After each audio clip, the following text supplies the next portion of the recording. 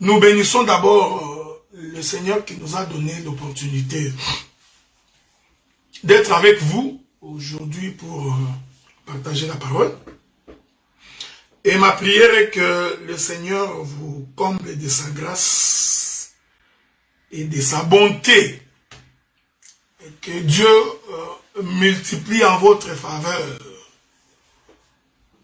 toutes les bonnes choses. Que le Seigneur vous garde donc, qu'il vous protège. J'ai décidé de faire cette émission en réaction à l'émission tenue par ma bien-aimée sœur Esther Safi Abigail, où je n'ai pas apprécié, je n'ai pas aimé la manière dont le bien-aimé, le prophète Joseph Nzembele a parlé, parce que j'ai trouvé qu'il y avait beaucoup d'imprécisions, il y avait beaucoup d'erreurs. Voilà pourquoi, donc, en tant que ministre de la parole, il est de mon devoir de pouvoir m'élever et de pouvoir parler. Nous parlerons donc des assemblées des saints et nous parlerons de l'évangile éternel. Vous savez, frère, quand le Philistin Goliath s'est levé contre les enfants d'Israël, David ne pouvait pas se taire. Donc, quand un incirconcis se permet d'insulter l'armée de l'Éternel, je pèse mes mots, un véritable enfant de Dieu ne peut pas se taire. Et le ministre ne peut pas se taire. Vous savez la différence qu'il y a ici, c'est que j'en parlerai dans la doctrine. Dans la doctrine, frère, les frères, ils ne se battent pas. Les frères ne viennent pas sur la place publique pour se donner le coup. C'est la doctrine. Mais quand un Philistin s'élève contre un enfant de Dieu, il va de soi, frère, que David doit sortir du rang pour se poser la question, mais qui est donc cet homme qui insulte l'armée de l'Éternel? Voilà pourquoi je suis sorti de mon terroir. Parce que je trouve que celui qui parle en notre nom, il n'a pas qualité de parler. J'aurais bien voulu qu'il nous rencontre dans la compréhension et dans la saisie des Écritures. Qu'il nous rencontre là, ça aurait été une bonne chose. Malheureusement, il ne nous a pas rencontrés dans la compréhension et dans la saisie des Écritures. Voilà pourquoi je vais commencer par apporter la correction et la précision. Frère, j'ai toujours dit ceci. Vous savez, citer une écriture n'est pas un problème. Tout le monde peut citer des écritures. Tu peux avancer 1000, 40 000, 50 000 écritures. C'est pas un problème. Le problème, c'est de quelle manière, après avoir jeté l'écriture, comment tu vas aller la toucher. Donc, il y a beaucoup de gens qui citent des écritures et ils pensent qu'en citant l'écriture, c'est l'argument d'autorité. Non, frère. Quand tu cites l'écriture, il faut savoir comment toucher l'écriture. C'est ce que Moïse a fait. Dieu dit à Moïse, qu'est-ce que tu as dans ta main? Moïse dit, j'ai un bâton, une verge. Dieu dit, jette-la par terre. Moïse prend la verge, il jette par terre. C'est l'écriture. La verge devint un serpent. L'Éternel dit à Moïse de reprendre la verge, de reprendre les serpents. Mais Dieu dit à Moïse, quand tu reprendras, il faut reprendre le serpent par la queue. Vous voyez? Parce que si Moïse n'avait pas pris la verge par la queue, qui était devenu un serpent, Moïse serait mordu. Il y a des frères aujourd'hui, il y a des gens qui pensent qu'en citant les Écritures, ils ont l'argument d'autorité. Vous citez une Écriture, mais quand tu touches l'Écriture, nous nous rendons très vite compte que tu es allé toucher les serpents au niveau de la hanche et tu as été mordu. Apocalypse chapitre 14. Regardez comment le bien-aimé Joseph Nzembele a très mal touché cette Écriture. Je dis très mal. Et j'ai plaint que mon bien-aimé l'apôtre Céphas l'a laissé passer. Prenons Apocalypse chapitre 14. Remarquez, vous allez voir comment est-ce que... Vous savez frère, quand quelqu'un a des mauvais sentiments, même quand tu fais une bonne chose, il ne va plus accepter. Parce que son cœur est rempli d'amertume. Je prends Apocalypse chapitre 14. Prenons Apocalypse chapitre 14. Le fameux verset 6 qui vous dérange tellement. Je prends. J'ai vu un autre ange qui volait par les milieux du ciel, ayant un évangile éternel. C'est écrit. Nous n'avions pas fondé, on n'a pas imaginé des choses de notre tête. C'est écrit qu'il y a un évangile éternel. Mais remarquez la manière dont les frères ont très mal saisi l'écriture. La Bible dit, pour l'annoncer aux habitants de la terre, à toutes les nations, à toute tribu, et toute langue, et à tout le peuple. Il disait d'une voix forte, craignez Dieu, donnez-lui gloire, car l'heure de son jugement est venue, et adorez celui qui a fait les cieux et la terre, et la mer, et les sources d'eau. Cet évangile ici, c'est l'évangile annoncé à tous les habitants de la terre.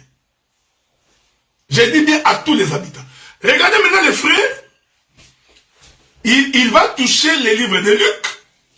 Il dit que dans les livres de Luc, il est écrit que l'Esprit du Seigneur est sur moi. Il m'a oint pour proclamer la délivrance, la liberté, une année de grâce. Le Seigneur s'est arrêté là. Parce que dans Ésaïe, il est écrit un jour du jugement. Donc, le frère Joseph Nzembele, il est dit, donc si l'on doit parler de l'évangile éternel, il faut que ça soit après l'enlèvement. Vous voyez frère, quand quelqu'un ne comprend pas les Écritures, il dit des choses qu'il ne maîtrise pas. C'est ce qui fait la différence de ce que lui appelle un mouvement. C'est ici que nous sommes différents. Frère, je vous dis, nous sommes différents. Mais bien aimé dans les seigneurs, après l'enlèvement, vient le temps de l'Église. Non, le temps d'Israël. Comme vous le savez, lorsque l'Église sera enlevée, l'Antichrist apparaîtra. Le monde fera face à la guerre de Gog, Magog, Armageddon. Mais quand vous lisez votre Bible, vous allez vous rendre compte que pour visiter Israël, le Seigneur doit envoyer les deux oliviers, les deux prophètes, Moïse et Élie. Mais ces deux prophètes-là qui vont prêcher en Israël, ils prêcheront le même évangile que l'Église a écouté.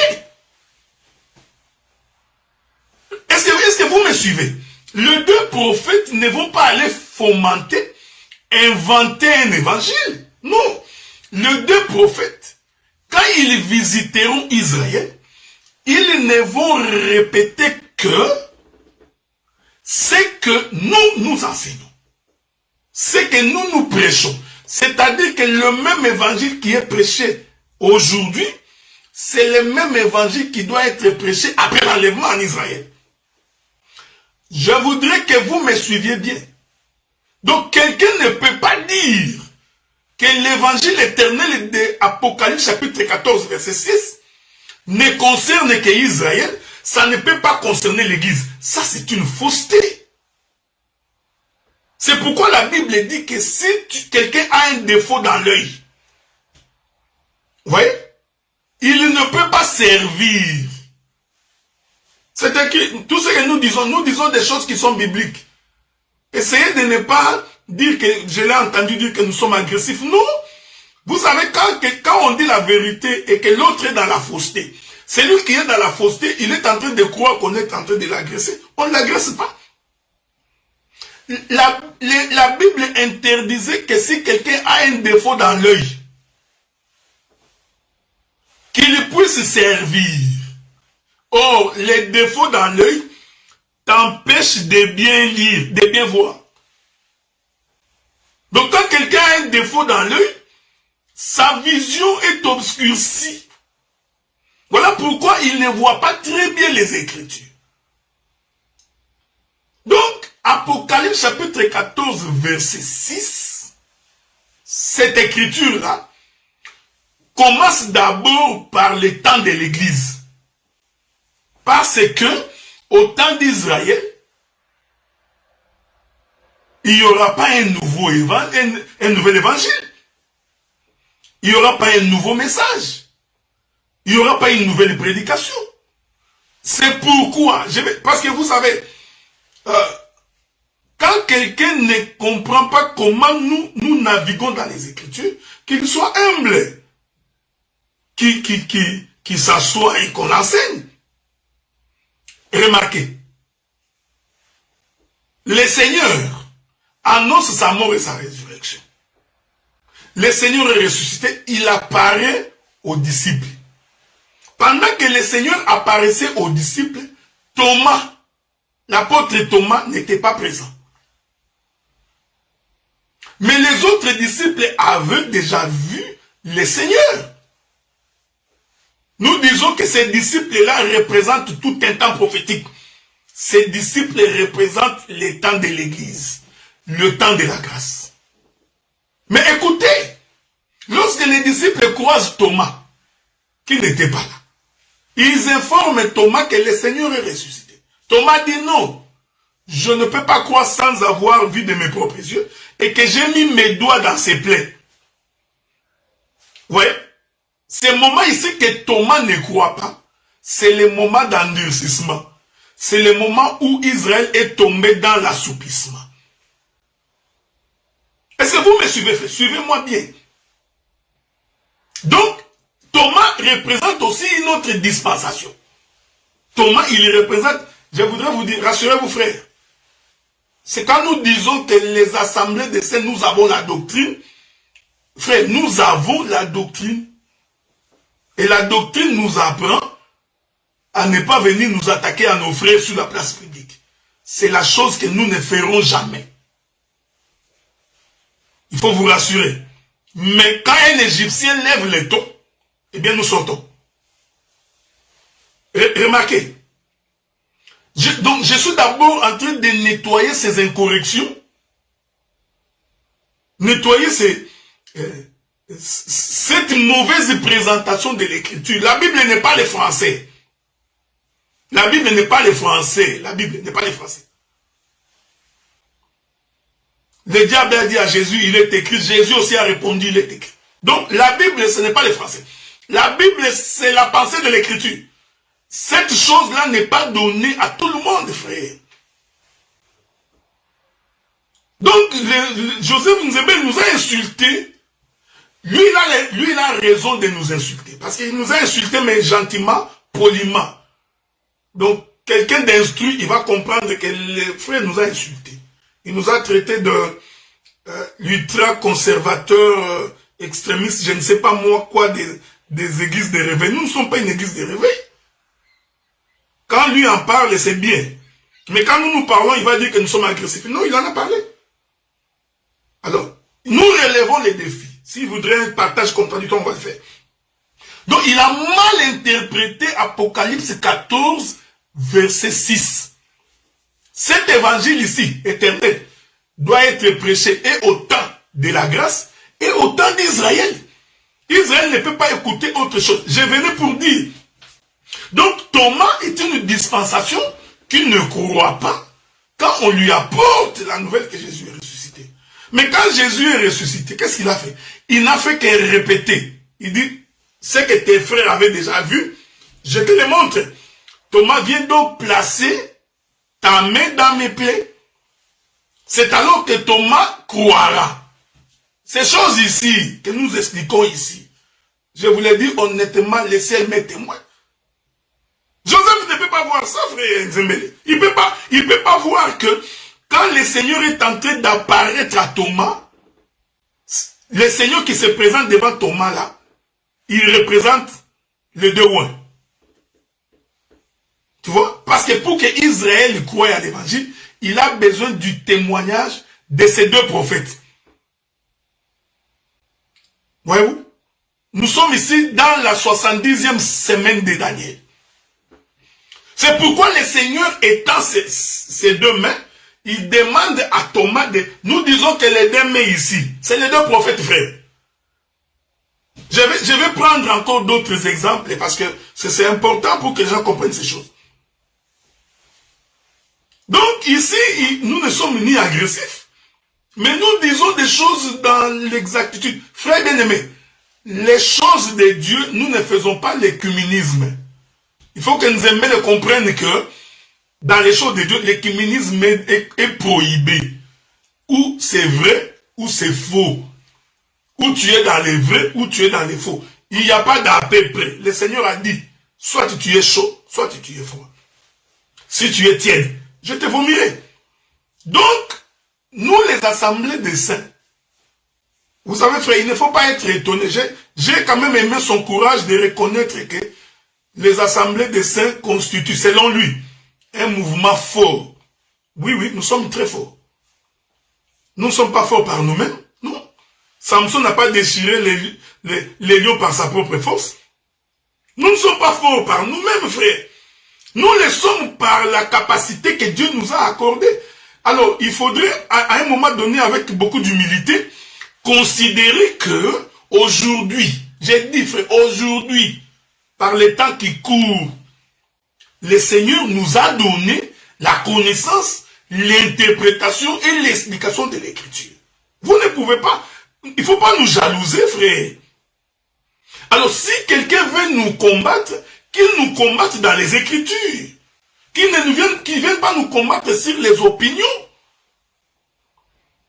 Qu'il ne vienne pas combattre parce qu'il y a un frère qui a péché là-bas, un autre a insulté là-bas, une soeur s'est méconduite là-bas. Alors, tu nous fais les loups et l'agneau.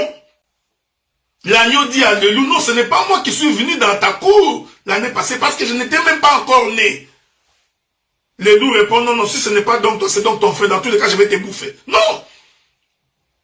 Alors, et arrêtez d'être jaloux quand vous avez des difficultés pour courir. Qu'il y ait 2, 3, 4 frères, 5 frères qui sont des fois impolis, des fois qui n'ont pas de manière, mais please frère, ne venez pas vous attaquer à... Écoutez frère, la Bible dit, quand l'Éternel commence une œuvre, personne ne peut résister. Et je vais écouter. Ce que Nzembele fait, c'est ce que Balaam avait fait. C'est exactement la doctrine de Balaam. Balak a entendu que Israël est sorti de l'Égypte. Vous savez frère, Israël est sorti de l'Égypte.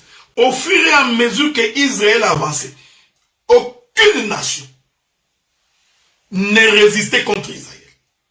Parce que Israël avait Dieu. Je dis bien aucune nation. Je parlerai du branhamisme parce qu'il y a encore une fausseté qui a été dite sur ces plateaux-là, que nous sommes sortis des branhamistes. Mais frère, quand vous ne connaissez pas l'histoire, mais posez la question. Ne parlez pas en notre nom, même l'aveugle que le Seigneur a guéri. Quand on a posé à ses parents, mais cet homme n'était-il pas aveugle? Comment voit-il? Les parents ont répondu. Il a de l'âge, allez lui poser la question. Donc, le pasteur Joseph Nzembele ne peut pas parler à notre nom. Bon, je comprends des fois qu'il va être connu.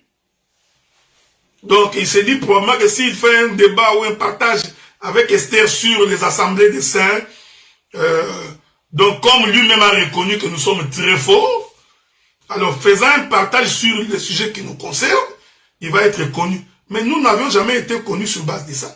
Nous nous sommes connus au travers de l'Écriture. C'est la connaissance de l'écriture, l'explication de l'écriture qui fait que la renommée a circulé le monde, frère.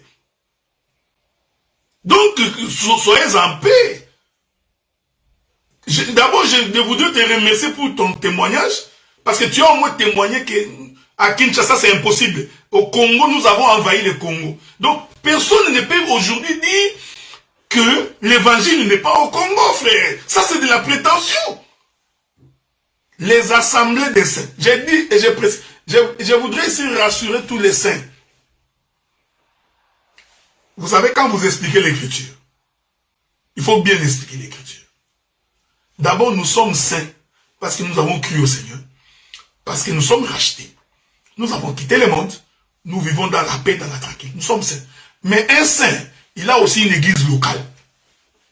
Donc tu ne peux pas renier ton église locale. Ton église locale, c'est une assemblée de saints. Il ne faut pas en avoir honte.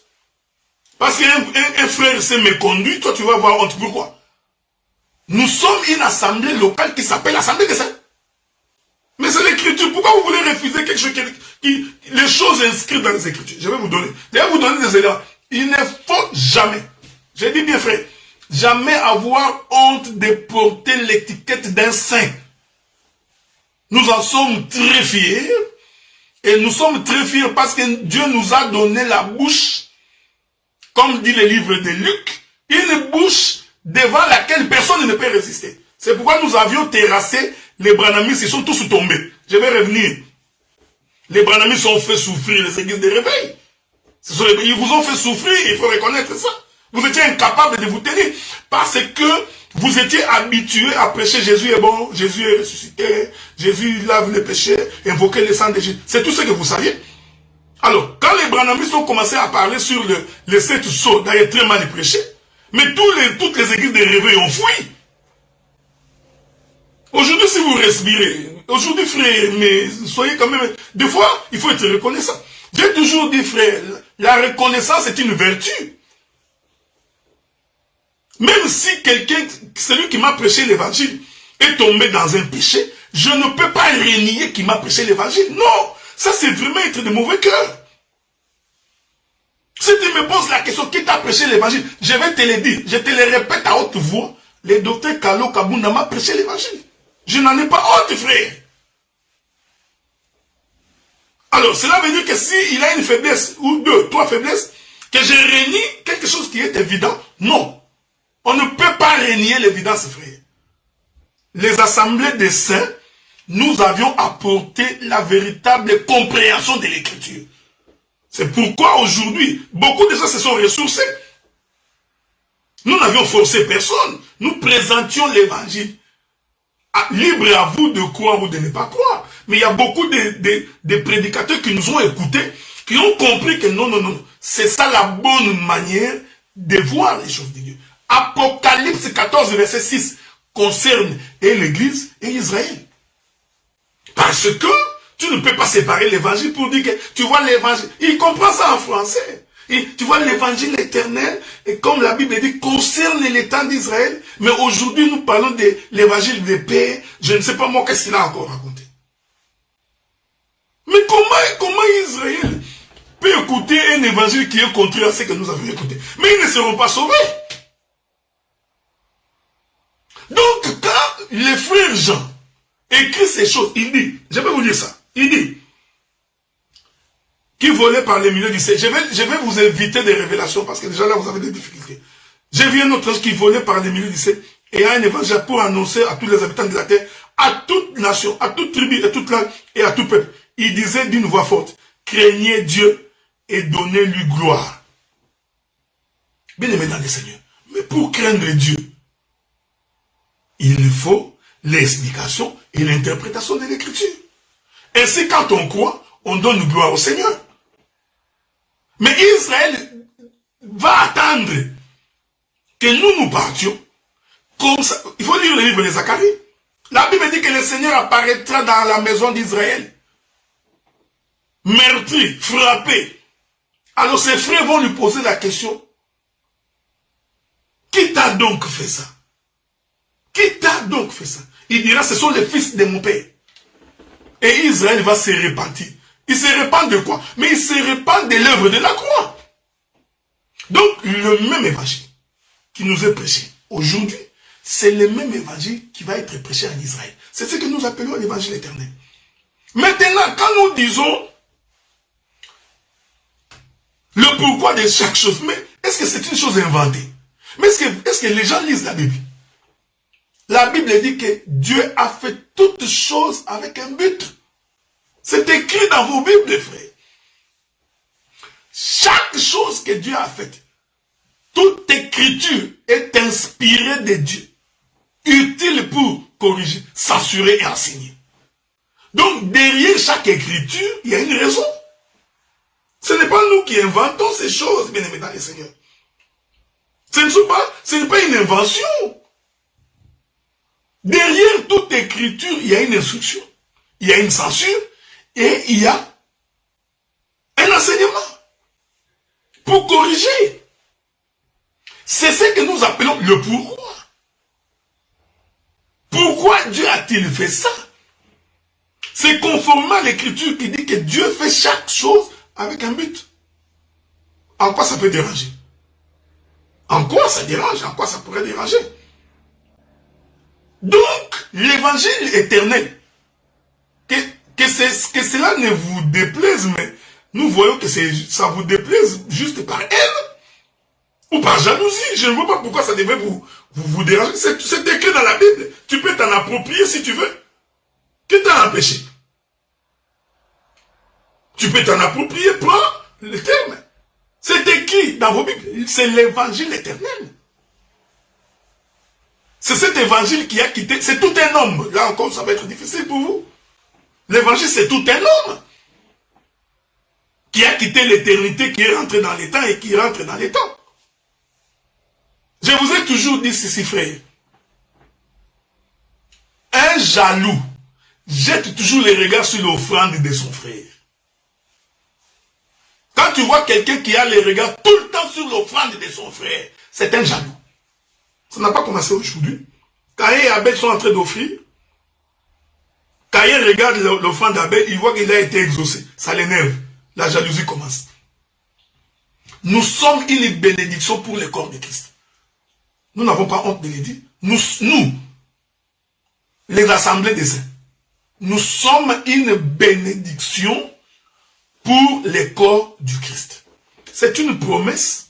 Je vais vous lire la promesse. Peut-être que les gens ignorent cette promesse-là.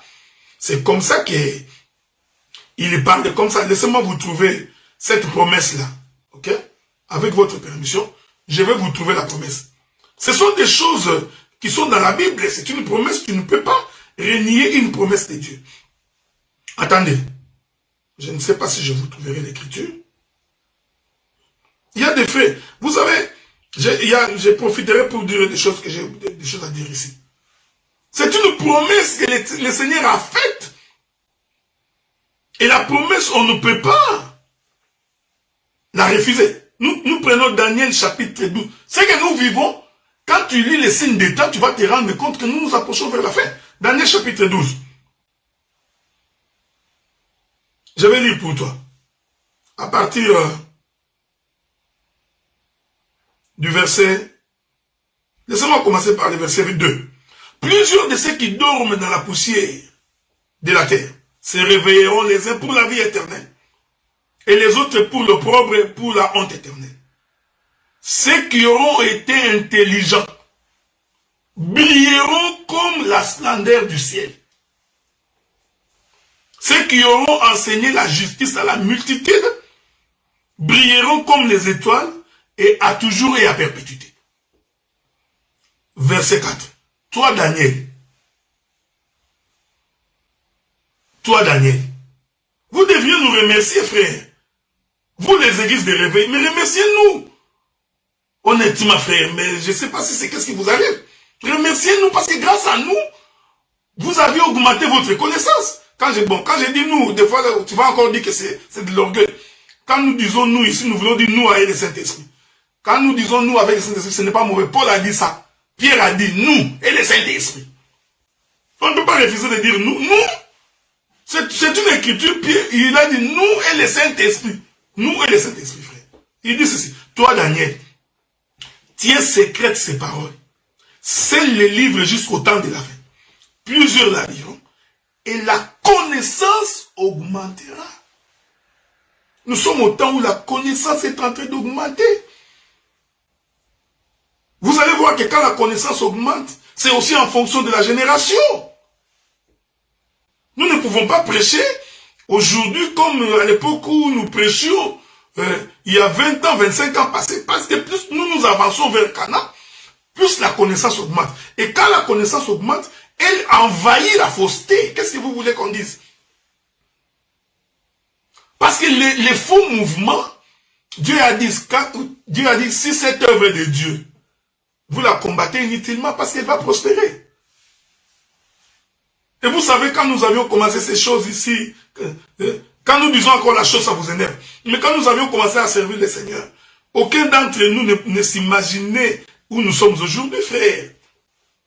Nous n'avions pas imaginé que cette église, les assemblées des saints aura cette ampleur. Ça n'a jamais été dans nos projets. Nous prions le Seigneur. Et comme nous avions la promesse que la connaissance augmentera, c'est comme ça que la connaissance a augmenté. Donc l'évangile éternel, c'est le même évangile qui doit être prêché. Et en Israël, et chez les nations. Donc allez faire croire aux gens que non, Jésus, la première portion concerne ici, le temps de la grâce, alors l'évangile éternel va concerner les temps d'Israël. Je vous dis honnêtement, c'est mal posé les choses. J'ai beaucoup d'écritures, plusieurs écritures. Israël traverse Canaan. Il y a une partie d'Israël qui est allée au-dessus du Jourdain. Il y a une autre partie qui est restée en dessous du Jourdain. La Bible dit que ceux qui étaient restés de l'autre côté ont appris que leurs frères se sont détournés de la voie de Dieu. Alors ils ont envoyé les gens pour aller vérifier l'autel. Ils sont descendus, ils ont vérifié que non, l'autel est conforme. Ils ont dit non, ce sont nos frères. Tu ne vois pas? C'est le même, c'est l'autel là, c'est tout un message. D'un côté comme de l'autre. C'est ce que nous appelons l'évangile éternel. Mais qu'est-ce que vous voulez? Donc de deux côtés du Jourdain, c'est que les enfants d'Israël voulaient vérifier est-ce que l'autel est conforme. Ils ont dit oui, nous sommes allés voir, l'autel est conforme. Ils ont dit, ce sont nos frères. Nous n'allons pas aller les combattre parce que nous avons vérifié l'autel. Vous voyez? Nous disons que la partie qu'on est allé vérifier l'autel, c'est Israël. Mais ils ont vérifié que l'autel qui était aussi bâti de l'autre côté. Donc la Bible, la parole que nous enseignons aujourd'hui, c'est la même parole qui va être enseignée aux Juifs. Donc, tu ne peux pas dire que l'évangile éternel concerne les Juifs, ça ne nous concerne pas. Non, tu vois, c'est ça avoir un défaut dans l'œil. Premier élément. Deuxième élément, j'ai encore entendu une fausseté grave sur ce plateau-là, dire que nous sommes sortis de Branham. Mais qui a dit, qui est en train de dire des choses comme ça? Mais quand vous ne connaissez pas l'histoire, mais posez la question. Posez la question. Et puis, grave, parlons bon français, pire. Et le bien-aimé a voulu nous faire croire que nous avons des tendances misogyniques en ce que nous maltraitons nos sœurs. Mais bien-aimés dans les Seigneurs, mais allez compter les nombres de sœurs qui sont dans les assemblées des Seigneurs. Si c'était vraiment ça, mais pourquoi ils ne sortent pas? Pourquoi vous pensez que nous allons faire de la compromission pour donner la place aux femmes pour qu'ils deviennent des ministres? Mais ce n'est pas nous, ce n'est pas de notre faute, frère. Mais c'est écrit dans votre Bible. Quand vous posez à ces gens la question, en quoi est-ce que vous trouvez que nous dérangeons les sœurs? Vous allez vous rendre compte. J'ai dit 90% de ces gens, ils disent, parce que les femmes ne prêchent pas dans les assemblées des sœurs. C'est tout ce qu'ils ont à dire. Est-ce qu'il y a autre chose? On vous a dit que les femmes ne mangent pas, que les sœurs ne prient pas, qu'ils ne chantent pas, qu'ils n'adorent pas, qu'ils ne témoignent pas. C'est ce qu'on vous a dit. Votre problème, c'est que vous pensez que nous allons donner la chair aux femmes dans les assemblées des saints pour qu'il prêche. Mais c'est anti-doctrine. C'est anti-doctrine, frère. Alors, comme nous savons, c'est ça l'œil que nous avons fait. Comme nous savons que, depuis les jardins, la femme avait tendance à prêcher. Ça n'a pas commencé aujourd'hui. Depuis les jardins. Avez-vous remarqué quand le Seigneur a fait la loi? Il a établi la loi. La femme n'était pas créée, non?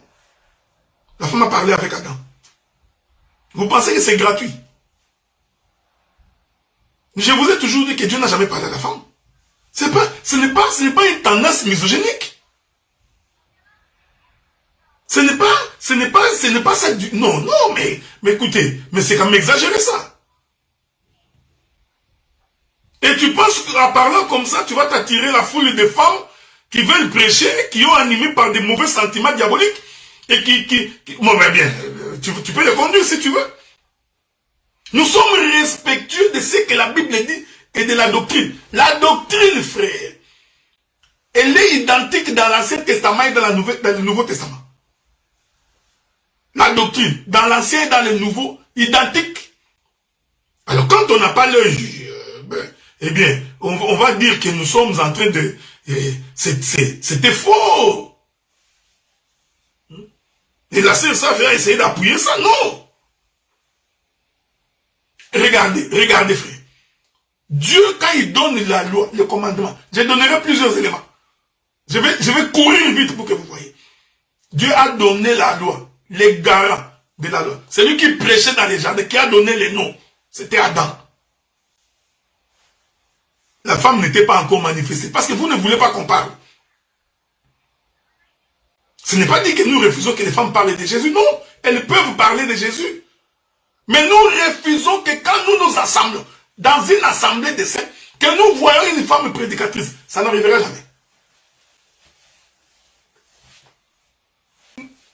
Dieu manifeste Ève. Ève vient. Adam dit, viens ici. Tu vois tous ces animaux que tu vois. Voici les noms que je leur ai donnés. C'est Adam qui a enseigné à Ève les noms que lui a donnés aux animaux. C'est aussi Adam qui va dire à Ève, Dieu a dit nous mangerons tout sauf ça. Le premier prédicateur dans la Bible c'était Adam et la première église c'était Ève. Les jours où Ève a essayé d'ouvrir sa bouche pour prêcher, parce qu'au lieu d'écouter les vrais prédicateurs, il est allé écouter les serpents. Avez-vous remarqué que le diable n'a jamais parlé à Adam? Parce qu'il savait qu'Adam ne peut pas l'écouter. Il savait. Celui qui a la doctrine, il sait qu'on n'écoute pas une femme, frère. C'est la doctrine. C'est ce que la Bible dit. Ce n'est pas nous. Pourquoi vous voulez nous inventer? Même si ce que nous disons, vous l'avez trouvé chez les branhamistes, mais là n'est pas la question. Même quand vous sortiez de Bethel, même chez les Bethel, si vous en trouvez, il n'y a pas de problème. Mais nous, le problème, c'est les Écritures. Et sur cette question, nous n'allons jamais transiger, frère, que ça vous énerve. Mais c'est avec cette même rigueur que nous avions envahi le monde. Parce que nous disons que nous avions envahi tous les Congos, toutes les provinces du Congo. Envahies par les assemblées des saints. Par l'assemblée des saints, par la doctrine, l'enseignement de Christ. Nous venons d'envahir l'Europe. L'Europe est envahie, vous savez, non? Il y en a même des églises qui commencent juste à changer de nom. Parce qu'il a compris que non, on ne peut pas rester là. Il change de nom. Nous sommes en train d'envahir l'Amérique. C'est une promesse. Nous ne le faisons pas par notre propre effort. Nous prêchons comme vous prêchez. Alors il faut vous poser la question, mais pourquoi les gens suivent ce que nous disons? Et ne suivent pas ce que vous racontez? Mais c'est parce qu'ils se rendent compte que votre manière de présenter les choses n'est pas si bonne. Non, je vais ajouter. Ne viens pas, tu vois, Déborah était prophétesse. Parce que tu confonds les ministères prophétiques et les dons de prophétie. Est-ce que nous, avons-nous refusé qu'il y ait des femmes prophétesses dans les assemblées des saints? Qui a refusé? Vous pensez que nous n'avons pas de femmes qui prophétisent dans les assemblées des saints? Il y en a plusieurs. Mais écoutez, frère, parce que nous sommes respectueux de la doctrine, que tout se fasse selon l'analogie de la foi.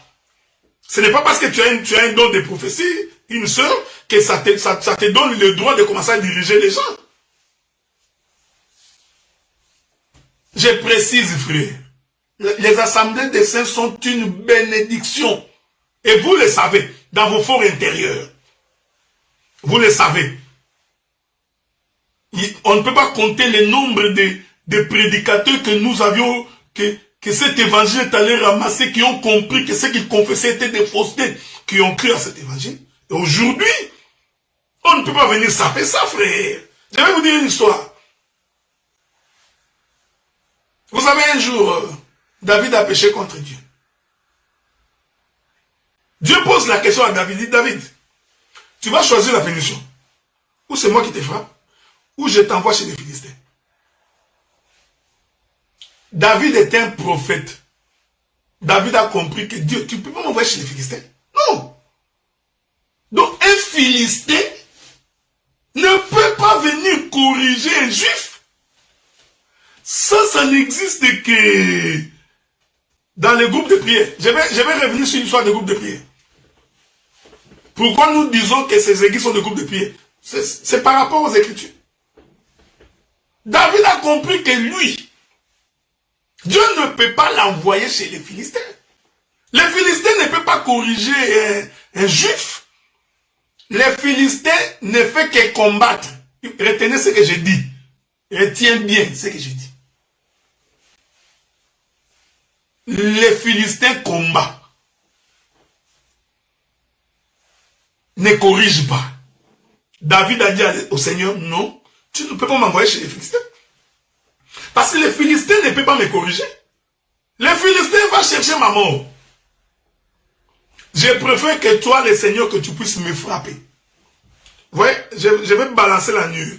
Laissez-moi balancer la nuée. Regardez, frère.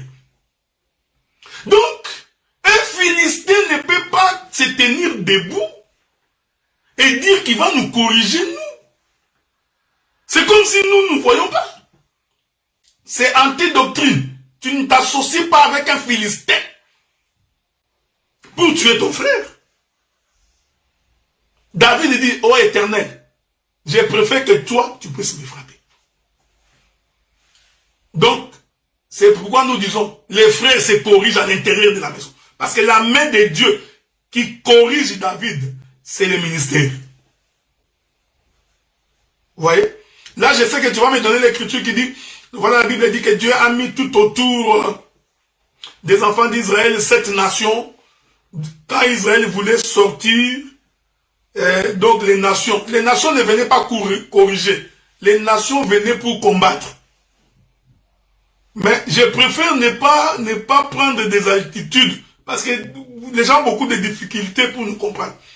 Parce qu'en fait, le peuple, les nations que Dieu a mis tout autour d'Israël, pour que chaque fois qu'Israël veut se détourner de sa voie, que ces nations viennent les remettre sur le chemin. Ici, ces nations-là, c'est la main de l'Éternel. Mais c'est sûr que tu ne comprendras pas ces choses. Donc, nous précisons pour dire que les assemblées de ces sont une bénédiction. Et nous sommes, frères, ce que nous disons, frères, nous avons les témoignages. Maintenant, je dis bien, quand tu crois à l'évangile vrai, tu as la bonne interprétation de l'écriture. Tu es un homme qui craint le Seigneur, qui vit en dehors du péché.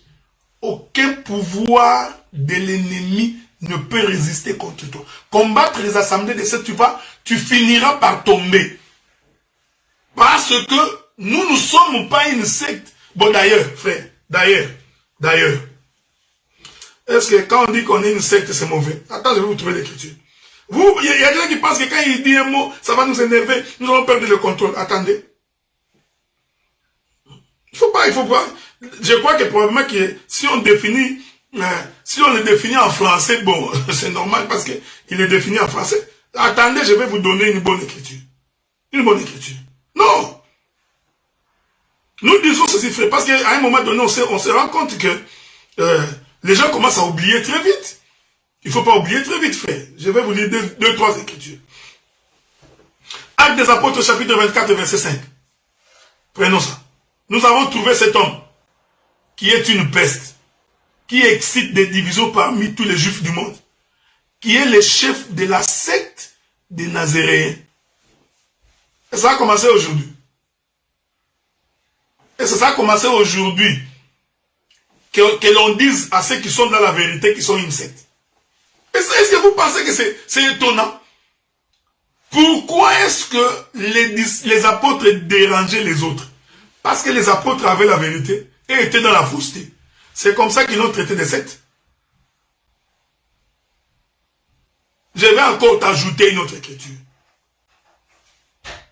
Actes des Apôtres, chapitre 24, verset 14. Je t'avoue, bien que je sers les dieux de mes pères, selon la voie qu'ils appellent une secte, croyant tout est écrit dans la loi et dans les prophètes.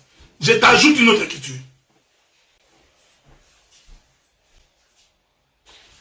Actes des Apôtres, chapitre 28, verset 22. Mais nous voudrions apprendre de toi ce que tu penses, car nous savons que cette secte rencontre partout de l'opposition. Vous savez, frère, généralement, ceux qui sont dans les faux, quand vous vous écartez pour les faire comprendre qu'ils sont dans les faux, et ils vous traitent de secte. Maintenant, frère, pourquoi les gens voudraient que nous soyons gentils face à des gens qui refusent de croire à la vérité? Nous ne sommes pas impolis, on est polis. Mais nous réfutons les contradicteurs, les fronts des diamants. Nous réfutons en démontrant que vous êtes dans les faux. Frère, il faut faire attention, parce que si vous ne faites pas attention, nous risquons de tomber dans l'écuménisme. Croire que nous sommes tous pareils. Nous prions tous le même Dieu. Nous servons tous le même Dieu. Ce n'est pas parce que quelqu'un dit le nom de Jésus dans sa bouche qu'il est votre frère. Ce n'est pas parce qu'on dit qu'il est pasteur, prophète, docteur qu'il est nécessairement notre frère. Non, vous risquez de tomber dans l'écuménisme. Quand quelqu'un s'attribue, j'ai été très étonné des propos que j'ai entendus. Les frères disent, le frère Joseph Nzembele, il dit, oh, dans les assemblées des saints, on minimise les pasteurs, on glorifie les docteurs et les prophètes. Mais frère bien-aimé, voilà moi, mais je sais pas, est-ce qu'on peut me donner un verre d'eau? Mais c'est quoi cette histoire? Quand quelqu'un ne comprend pas l'exercice ministériel, il ne comprend pas l'exercice ministériel, il ne sait pas quel est le rôle du pasteur, quel est le rôle du docteur, du prophète, il va dire des choses comme ça. Il va dire des choses qui énervent la doctrine, frère. Car il ne comprend pas l'exercice pastoral. Vous savez, frère, quand vous allez dans un champ de combat, Dieu n'est pas fou. Dieu fait des choses avec ordre, frère. Quand Israël voulait sortir au combat, Israël ne prenait pas tous les hommes. Israël prenait les habiles, ceux qui sont exercés au combat. Donc nous comprenons que dans les camps d'Israël, il y avait des hommes adultes, mais qui, quand il s'agissait du combat, on leur disait non, vous attendez.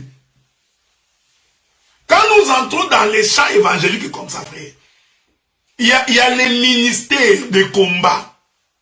C'est ce que le bien-aimé n'a pas compris. Nous, il y a les ministères de combat quand nous sortons, surtout quand il s'agit de renverser les fausses doctrines, qu'il y en a, toutes les fausses doctrines qu'il y en a. Ici, je ne parle pas du combat d'évangélisation. Quand c'est pour aller gagner les âmes, prêcher la bonne nouvelle que Jésus est bon, nous enverrons l'évangéliste et probablement l'apôtre. Mais quand nous venons pour renverser les fausses doctrines, c'est comme ça que nous avons gagné tout le monde, non? Les docteurs et les pasteurs doivent sortir. Mais il dit que nous avions négligé les pasteurs. Parce qu'il n'a pas vu nos pasteurs à l'œuvre. Est-ce qu'il les voit ou il ne les voit pas? Donc, dans les combats, on n'en voit pas. Quand quelqu'un vient, il cherche vraiment un partage de confrontation, nous lui enverrons les gens qui ont les fonds de diamants, des gens qui ne viennent pas se plier.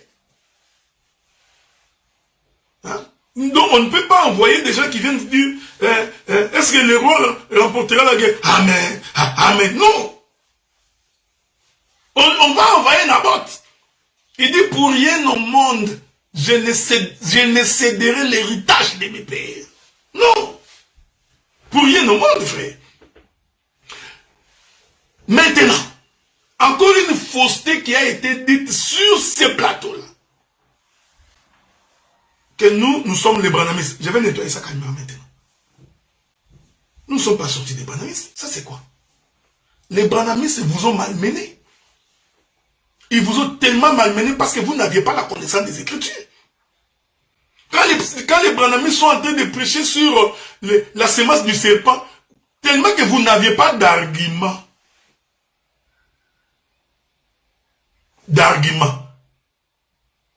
Ils vous ont tellement malmenés, ils vous ont poussé jusqu'à votre dernier retranchement. Nous avions eu pitié de vous. Aujourd'hui, les branhamistes sont incapables de parler avec nous. Alors, sur base de quel élément les bien-aimés diraient que nous sortons, nous sommes des branhamistes? Non.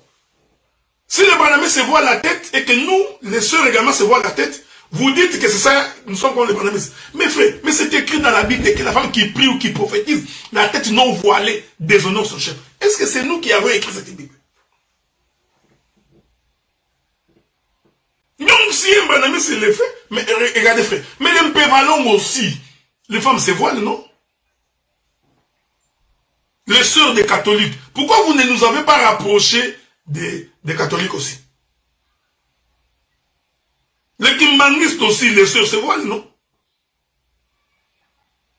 La différence, c'est que nous avons l'interprétation de le pourquoi les femmes se voilent. Vous voyez? C'est ça toute la différence. Nous avons l'explication, le pourquoi. Donc, c'est écrit. Donc, vraiment, honnêtement, frère, au lieu de nous bénir, de remercier Dieu, parce que grâce à nous, aujourd'hui, vous avez compris que les branhamistes ont beaucoup d'erreurs. À l'époque, les gens qui ne connaissent pas l'histoire, qui a résisté contre les branhamistes au Congo? Qui de vous peut aller faire un débat avec un branhamiste? Il y a même un autre là, il est polygame. Il vous balance les écritures de gauche à droite. Il envoie l'écriture. Tu vois un pasteur debout, il a les étoiles, comme on appelle comme on mine étoile. C'est pas ce que ça veut dire. Donc le pasteur est perdu. Juste par les écritures qu'on lui envoie. Nous avions la maîtrise de l'écriture. C'est même les branhamistes ont compris que non. Nous ne sommes pas une église de réveil. Quand tu ne connais pas l'histoire, pose la question. Et j'ai dit et je précise, frère, dans toute organisation humaine, il y a toujours des désordonnés. Il y en a toujours. Ce n'est pas parce qu'un frère a volé. Alors tu vas dire que tous les saints sont des voleurs. Oh non, bien aimé, il ne faut plus suivre ces gens-là parce que ce sont des impudiques. Non. Parce qu'ils sont des arrogants. Non. Il peut y en avoir 2 ou 3 ou 4 qui sont des brebis galeuses. Mais tu ne peux pas jeter l'opprobre sur toute une communauté. Parce que frère, que vous le vouliez ou pas, une assemblée c'est aussi une communauté. Il ne faut pas refuser ça, frère. Avant d'être église corps mystique, on commence d'abord par être église locale. Nous avons raison de dire que vous ne comprenez pas les choses. D'ailleurs, quand les églises commencent à porter des noms, Bernard Ministry, je ne sais pas quoi Ministry. Alors, quand nous disons que c'est de la fausseté, est-ce que vraiment c'est pour dire que nous sommes, ma bien-aimée sœur Safi, tu ne me rejoins pas dans les plateaux. Si tu veux une émission, on va faire une émission nous deux. Parce que tu vas me distraire pour que je ne dise pas ce que j'ai à dire. Donc, vous comprenez ce que j'ai dit. Donc, cette précision est détail. Donc, dans les frères Paul, il salue les Corinthes, le peuple de Corinthe. Il appelle à l'assemblée des saints à Corinthe. Il dit, nous avons trouvé chez vous des choses qu'on n'a même pas trouvées chez les païens. Mais c'était l'assemblée des saints de Corinthe, non? Est-ce que Paul a dit, puisqu'il en est ainsi, vous n'êtes pas l'assemblée de Dieu? Non! Non! Donc, je voudrais ici dire ceci, frère. N'allez pas prendre les péchés de quelques frères, les erreurs de quelques frères, et faire porter les chapeaux à tous les travaux que nous avions accomplis. Vous ne pouvez pas. Donc, si vous avez des remarques, des reproches à faire aux frères, allez-y voir les frères et dites, tel frère, tu te comportes mal. C'est tout. Mais jetez l'opprobre sur tous les travaux que nous avions accomplis. Et bien, bien aimés dans le Seigneur, nous ne pouvons pas nous taire. Nous continuerons à dire que vous ne comprenez pas les Écritures. Donc, je précise que nous avons la sévérité vis-à-vis aux femmes parce que nous savons. Il faut être sévère, frère. Même la Bible dit. Ce n'est pas une sévérité de haine. Demander à mon épouse, elle va te dire que je suis un mari aimant. Et que je suis un homme qui ne court pas derrière les jupons. Moi, je ne drague pas les sœurs en Christ. Mais, nous faisons un effort pour que la doctrine soit respectée. Regardez, frère, quand le Seigneur choisit, quand les sacerdoces, quand on établit les sacerdoces, après, je demande aux serviteurs de Dieu d'apprendre à leurs femmes à respecter les sacerdoces, frère. Respecter. Ne viens pas donner ton avis sur des choses dont tu ne connais pas, tu n'as pas été appelé. Regardez, frère. Quand le Seigneur choisit, il choisit les Lévites. Mais dans la tribu de Lévi, il y avait des femmes. Est-ce que vous pensez que Dieu est fou? Dans la tribu de Lévi, Marie, Élisabeth, n'étaient pas des femmes. Ici, nous parlons du sacerdoce. Nous ne parlons pas des dons des prophéties. Déborah était prophétesse. Qui a refusé que Déborah n'était pas prophétesse? Est-ce que as-tu vu Déborah exercer dans les sacerdoces? Tu l'as vu? As-tu vu Déborah couper, égorger l'animal? Est-ce que tu as vu ça? As-tu vu Déborah se tenir devant le peuple réuni en train de lire la loi? Mes frères, respectez les bornes. Bien-aimés sœurs, vous qui avez cru à cet évangile, vous êtes à la bonne place. La Bible recommande aux sœurs d'être chastes, modérées et réservées. C'est la bonne manière. C'est la manière respectueuse. Quand vous voyez dans une église, on met la femme devant un exergue, comprenez carrément que le diable est là-bas, prenez vos Bibles et sortez. Il ne faut pas avoir honte. Quand vous voyez dans une église, on prend la chaise, la chaise de la femme du pasteur, on met devant, on commence à l'honorer, prenez vos Bibles et sortez, frère, on n'a pas honte de vous le dire. Mais nous ne refusons pas que la femme exerce les ministères de ce que Dieu lui a donné. Elle a les dons des prophéties qu'elle prophétise. Mais la Bible dit prophétiser aussi selon l'analogie de la foi. Est-ce que vous comprenez? Donc les prophéties, que tu sois frère ou que tu sois sœur, quand nous sommes dans une église locale, elles doivent être canalisées par les ministres. C'est pas parce que tu as les dons de prophétie, une sœur, tu vas te réveiller un matin, réunir les gens et commencer à prophétiser. Non, frère. Mais ça, c'est un désordre. Voilà pourquoi nous n'avons aucune femme sacrificatrice. Il faut répondre à ces questions. Le pourquoi. Nous ne sommes pas misogyniques. Ce n'est pas une tendance misogynique. Des choses comme ça, en Europe, là, on risque de fermer nos églises parce que quelqu'un dit que nous sommes contre les femmes. C'est la parole, c'est la doctrine. C'est pourquoi Apocalypse répond, ce que j'ai contre toi, c'est que tu as laissé Jézabel, la femme. Il faut te poser la question, pourquoi Dieu a dit Jézabel, la femme? Pourtant, du temps de Jézabel, c'était Akab qui dirigeait le pays, non? Pourquoi Dieu n'a pas dit Akab? Mais ces choses-là, c'est ça l'évangile éternel. C'est ça la beauté de cet évangile. Le pourquoi. Nous répondons à la question de le pourquoi. Et cette question-là, elle est biblique parce que la Bible dit que Dieu fait chaque chose avec un but. Un prédicateur qui ne donne pas le but, il n'a pas prêché. Il répète, il parle un mot français, il répète en français. Les Branhamistes ont souffert à cause de nous. D'ailleurs, ils sont reconnaissants. Parce que nous les avions éclaboussés. Et regardez encore ce que le bien-aimé a dit. Non, on ne peut pas laisser des choses comme ça faire. Honnêtement, on ne peut pas laisser ça. Il dit que nous sommes des branhamistes sans Branham. Mais les branhamistes ont une forme hiérarchique et pyramidale dans l'église ministérielle. Nous ne sommes pas comme ça.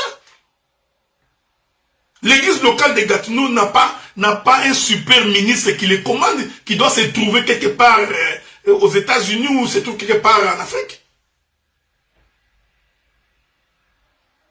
Donc, la manière dont nous avions commencé ne peut même pas passer.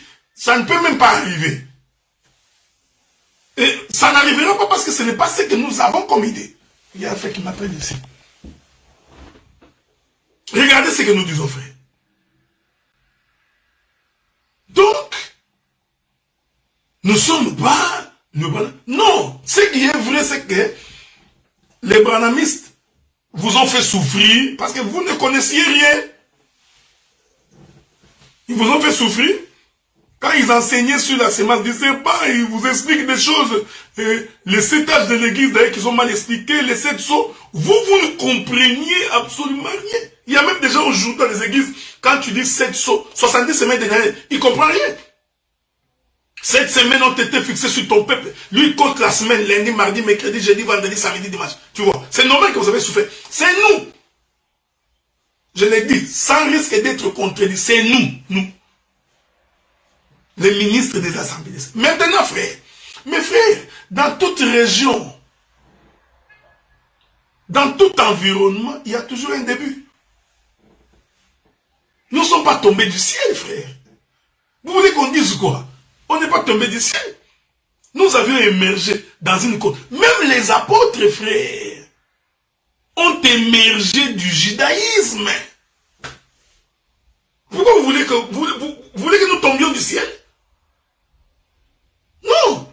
Même l'église de Jésus, même quand Jésus a commencé, mais l'écriture que vous avez lue dans Luc chapitre 4, quand le Seigneur entre dans la synagogue, mais c'était les cultes des judaïstes. Même lui, le Seigneur, est sorti. Mais non, c'est vraiment étonnant quand les gens ne comprennent pas les Écritures.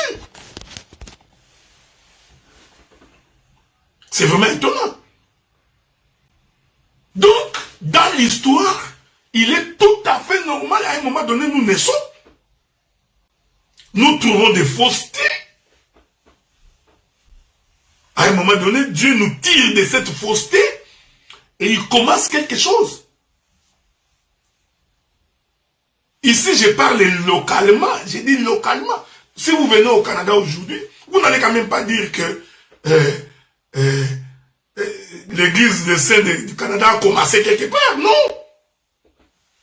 Donc, il y a une génération de gens qui sont là, assis, pour commencer. Donc, vous comprenez ce que nous disons. Donc, aujourd'hui, si un frère t'a frustré, ou que tu as été déçu par un frère, pardon, oublie, pourquoi tu en portes tranquille?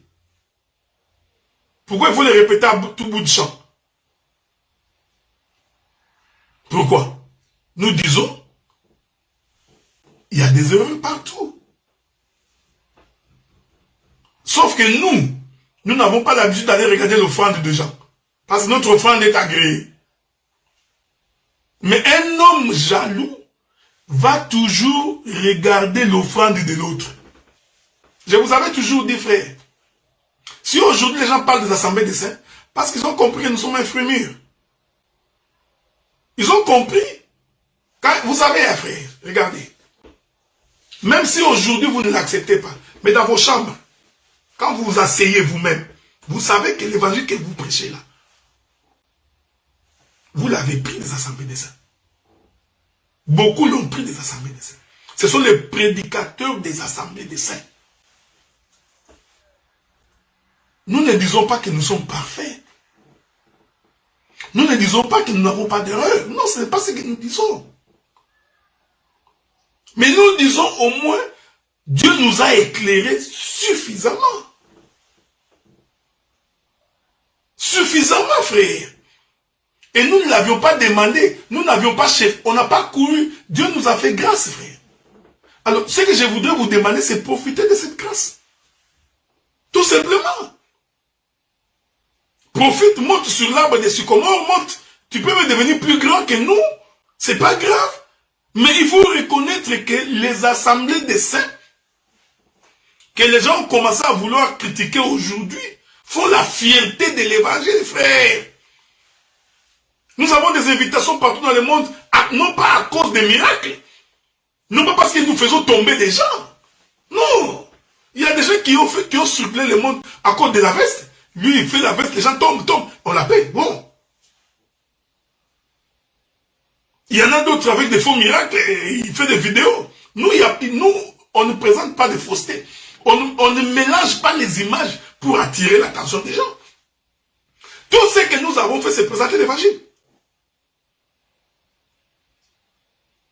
Israël est sorti de l'Égypte. Il a terrassé toutes les nations qui s'élevaient devant Israël. Balak a appelé Balaam. Balak. Parce que Balak était très jaloux. Il avait trop peur. Balak appelle Balaam et dit, Balaam, viens. Il faut que tu me maudisses ce peuple. Frère, on ne maudit pas un peuple de Dieu. Ça, je vous l'ai dit. Nous croyons à un Dieu véritable et nous servons les dieux vrais. Et nous disons que tous les complots du monde des ténèbres échoueront. Frère, ça échouera. Balak dit, Balaam vient. Il donne des offrandes à Balaam. Il lui donne de l'argent, prends de l'argent. Tu vas me maudire ces peuples.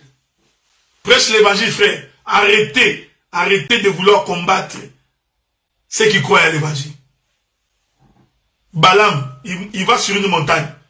Il cherche le moyen de maudire. Il ne trouve pas. Il change de montagne. Balaam est allé de montagne en montagne. Je t'informe, de montagne en montagne. Les gens peuvent multiplier des émissions. Ils peuvent aller d'une montagne à une autre montagne, d'une émission à une autre émission, pour parler des assemblées des saints. Je vous informe, ça c'est une information solennelle, que l'œuvre que le Seigneur a commencé avec nous, jusqu'à l'enlèvement, frère. Balaam va de montagne en montagne. Ça, je peux également t'exhorter, toi, en tant qu'enfant de Dieu. Il ne faut jamais avoir peur de Balaam. Il peut changer de stratégie. Il peut changer de montagne. Ça ne change rien. Ça ne change rien, frère. En conclusion, Balaam va dire, on ne peut pas maudire un peuple que Dieu s'est choisi. Un peuple que Dieu a béni, on ne peut pas le maudire. Les enchantements, les envoûtements ne peuvent rien contre Jacob. Si nous avons commis un péché, dis-nous les péchés que nous avons commis, nous allons nous repentir. C'est ça un enfant de Dieu. Mais renverser la doctrine, vous ne renverserez jamais la doctrine. Vous voyez? Comment les gens ne comprennent pas les Écritures. Et on pense qu'on peut s'attirer la sympathie des femmes. Frère, quand tu sers le Seigneur dans les vrais, et que tu n'as pas un mauvais cœur, tu n'es pas rancunier, je t'informe que Dieu, qui est dans les cieux, Abraham avait dit, il pose la question à Dieu, il dit, éternel Dieu, feras-tu périr le juste et le méchant? Abraham répond, lui-même pose la question, il répond. Il dit, loin de là cette manière d'agir. Bien aimé dans le Seigneur, quand on est juste devant le Seigneur, l'Éternel te soutiendra. L'Éternel combattra pour toi. Les assemblées des saints sont une bénédiction. Ce que les frères appellent agressivité, non, ce n'est pas de l'agressivité. Nous savons qu'il y en a certains. Il y en a certains, comme dans toute communauté, qui peuvent avoir être impolis, ou mal renseignés, ou tenir des propos discourtois. C'est dans toutes les communautés. Dans toutes les églises d'ailleurs, il y en a. Donc il ne faut pas en faire une spécificité des assemblées de saints. Non! Il y a même des gens qui pensent que l'impudicité est spécifique aux assemblées de saints. Sauf que nous ne montons pas sur le plateau pour parler des impudicités de tout ce que ces gens-là font. Si vraiment, je vais inviter, si vous voulez, on peut inviter Denis Lessier. Comme ça, il va vous dire ce qui se passe chez les églises de réveil. D'ailleurs, ce qui se passe là-bas, c'est pire, non? C'est pour dire que nous n'encourageons pas. Nous ne voulons pas ici dire que nous encourageons le mauvais comportement, non. Nous n'encourageons pas la dérive, nous n'encourageons pas les vols, mais nous n'encourageons pas non plus la haine. Non, frère, il ne faut pas oublier qu'un homme haineux, c'est un homme qui va aussi aller en enfer. Quand tu as la haine bouillie, ce qu'on appelle les églises de réveil, pourquoi ils nous en veulent? Tout simplement parce que nous les contestons. Et nous les contestons avec des écritures. Quand quelqu'un n'aime pas qu'on les conteste, il s'énerve. Non. Ce que nous voulons vous demander, si vous voulez nous contester, contestez-nous, venez nous rejoindre dans les Écritures. Ce serait un bon partage. Dites-nous par exemple, vous voyez telle prédication prêchée par tel ministre de l'Assemblée des Saints. Je trouve que c'est en désaccord avec les Écritures. Maintenant, venons, partageons, laissons le peuple juger. Parce que nous savons déjà quand nous partageons, même quand c'est vrai, tu ne vas pas accepter. Certainement quand tu vas rentrer dans ta chambre que tu vas croire que nous avions raison. Mais nous allons laisser le choix au peuple de voir. La rencontre, c'est sur les Écritures. Mais je voudrais ici préciser aux frères que les frères, un frère ne combat pas son frère en public.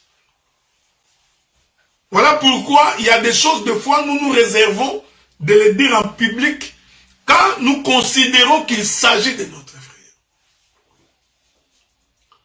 Mais si nous avons la certitude que quelqu'un dit qu'il n'est pas notre frère, eh bien nous sortirons à ce moment-là pour parler. Voilà pourquoi les frères, on se parle toujours. C'est pourquoi les assemblées de saints sont les seules églises qui ont instauré le système de partage débat. Ça n'a jamais existé. Pourquoi vous n'êtes pas reconnaissant à vous? Là où vous étiez, vous, là, vous pouviez vous opposer à votre pasteur. On vous chasse le même jour, non? Vous vous inclinez. Attaque. Même quand il est fausté. Attaque. Vous le savez, non? Nous vous avions donné la possibilité de discuter des Écritures, de partager sur les Écritures. C'est nous. Et c'est ce qui a fait c'est ce qui a augmenté la connaissance dans les assemblées des saints. Mon bien-aimé Céphas l'a dit. Ce qui fait notre fierté, notre force, c'est que nous n'avons jamais eu peur des Écritures. Nous n'avions jamais eu peur des Écritures. Nous sommes prêts à partager calmement. Mais quand tu es dans le faux, nous allons te dire que ta confession, elle est mauvaise. Ta confession est diabolique. Ce n'est pas que toi tu es diabolique. Non, ta confession, elle est diabolique. Et aujourd'hui, les gens posent des questions. Il y a même des gens, nous te prêchons l'évangile, il se lève après-demain, il me contredit. Tu l'aurais fait quand tu étais chez les Tatantangi. Tu l'aurais fait.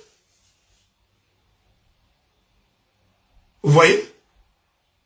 Et les gens, à force de poser des questions, les yeux s'ouvrent, frère. Et quand les yeux s'ouvrent, l'homme et la connaissance, il rejette la fausseté. Quand il rejette la fausseté, ce n'est pas l'agressivité. Je vais lire une écriture. Laissez-moi lire une écriture. Ma soeur, ça ne t'inquiète pas. Si Joseph nous aimait de faire un partage avec moi, qu'il choisisse un sujet de partage dans la Bible, qu'il ne vienne pas parler en notre nom. Ne faites pas une émission sur nous. Nous sommes là pour nous défendre. Ok? Donc invitez-moi, posez-moi la question sur nous, je te répondrai. Je te répondrai, t'inquiète pas. Même les questions qui te fâchent là, je vais te répondre. Mais que quelqu'un d'autre vienne parler des choses dont il n'a pas la maîtrise, nous trouvons que c'est donner l'accès à quelqu'un qui... Comment il parlera en notre nom? Avons-nous parlé au nom de son église? Même quand nous partageons avec lui, nous ne vérifions même pas c'est quoi son église. On ne s'est jamais posé la question. Pour nous, ce sont les Écritures. On ne veut pas savoir. Bon, attendez. Regardez. Ce n'est pas de l'arrogance. Je ne suis pas un homme méchant, frère. Je prends Actes des Apôtres. Actes des Apôtres, chapitre 23. Je commence par le premier verset. Paul, les regards fixés sur les Sanhédrins, dit, homme frère, c'est en toute bonne conscience que je me suis conduit jusqu'à ce jour devant Dieu.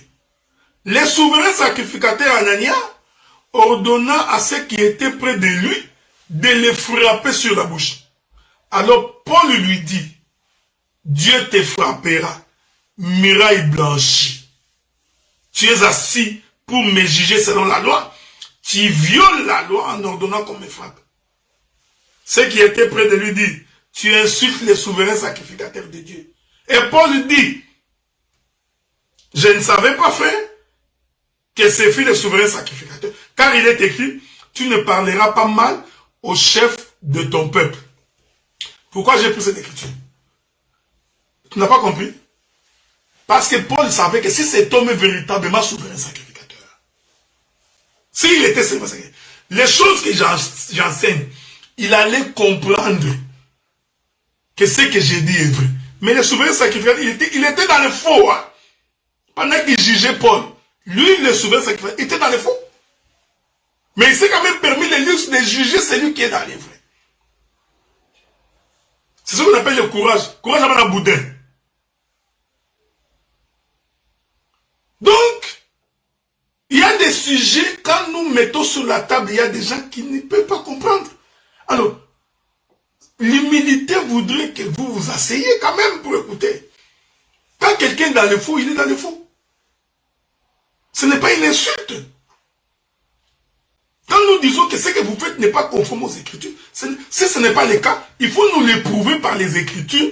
Écoutez bien les meilleurs de là, ceci n'est pas conforme. Mais ne nous prenez pas des cas isolés. C'est ce que je commence à ne pas aimer. Arrêtez de prendre des cas isolés et en faire une généralisation.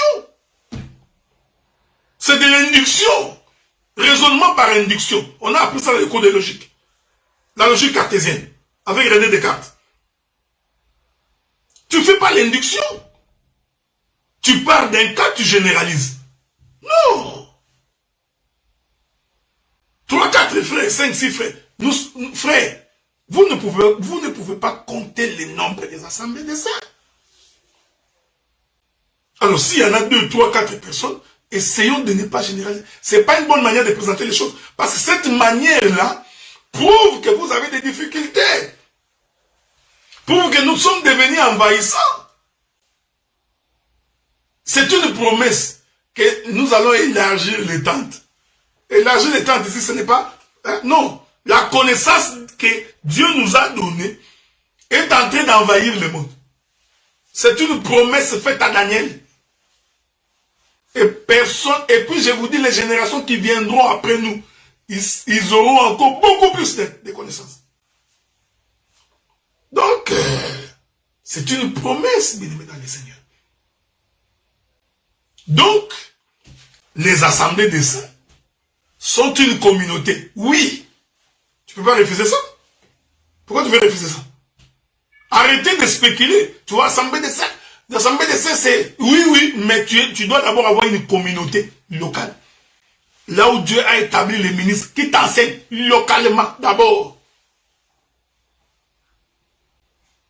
Il faut qu'il y ait la maison de Salomon. Ensuite, il faut qu'il y ait les temples de Salomon. Ces deux choses-là sont importantes. Et les temples et la maison de Salomon. Nous sommes une communauté des assemblées des saints.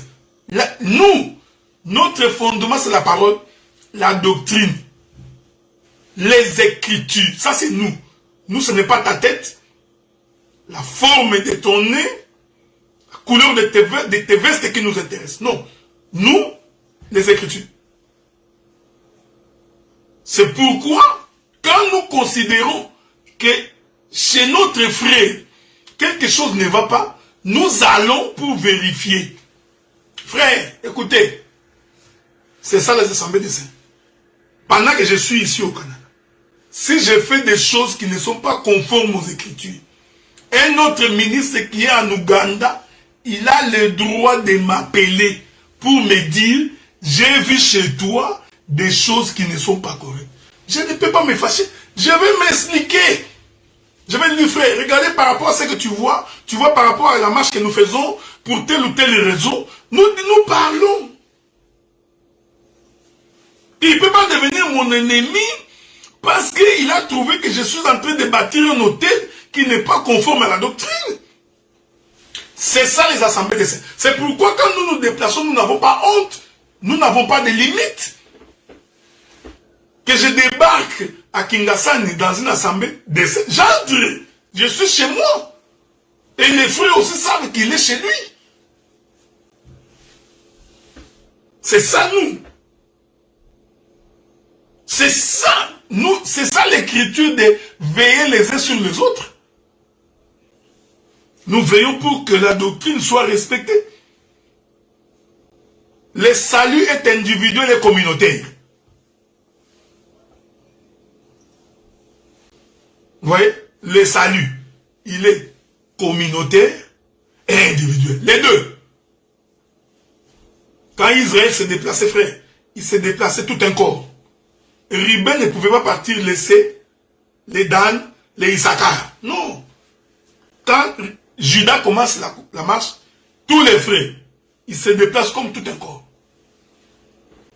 L'importance, c'est l'arche de l'alliance au milieu du peuple. Nous maintenons l'arche au milieu de nous, mais nous marchons tout autour de l'arche. C'est ça. Nous sommes les assemblées des saints. Et vous allez voir, frère, c'est là où je dis, les frères ne se battent pas. Mais ne jamais donner les armes aux Philistins. Non! C'est aussi anti-doctrine. Anti-doctrine. Ne jamais donner les armes aux Philistins. Un jour, Saoul est sorti en guerre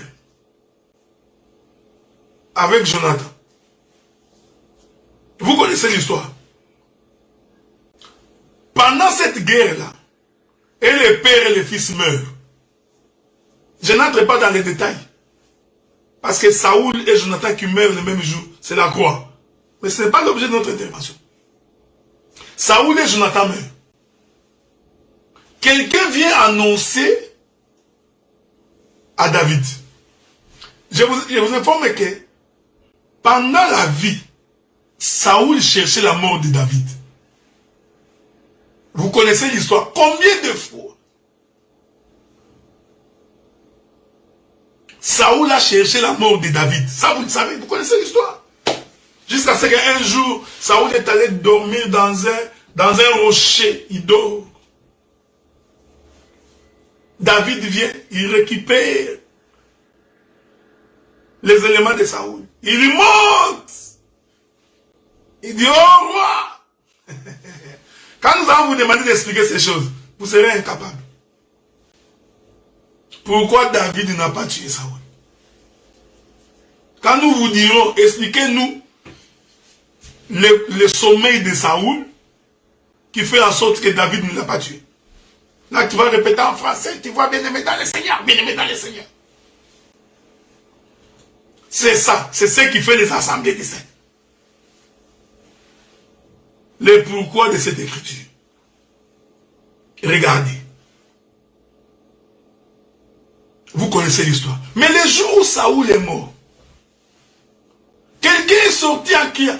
Vous savez, il y a des frères qui sont vraiment possédés. Hein? L'homme a couru devant David. David, oh, Saoul est mort. Tu vois, il pensait faire plaisir à David. Comme il avait vu David pendant sa vie être combattu. Vous savez ce qui est arrivé à cet homme, non? Il est mort. Lui qui pensait avoir fait une bonne chose. C'est lui qui est venu j'aime ces choses. C'est lui qui est venu annoncer la mort de Saoul est mort. Ça aussi, tu ne peux pas expliquer. Quand nous allons t'expliquer que cet homme-là qui vient annoncer la mort de Saoul, c'est le Seigneur Jésus-Christ, tu ne peux pas voir.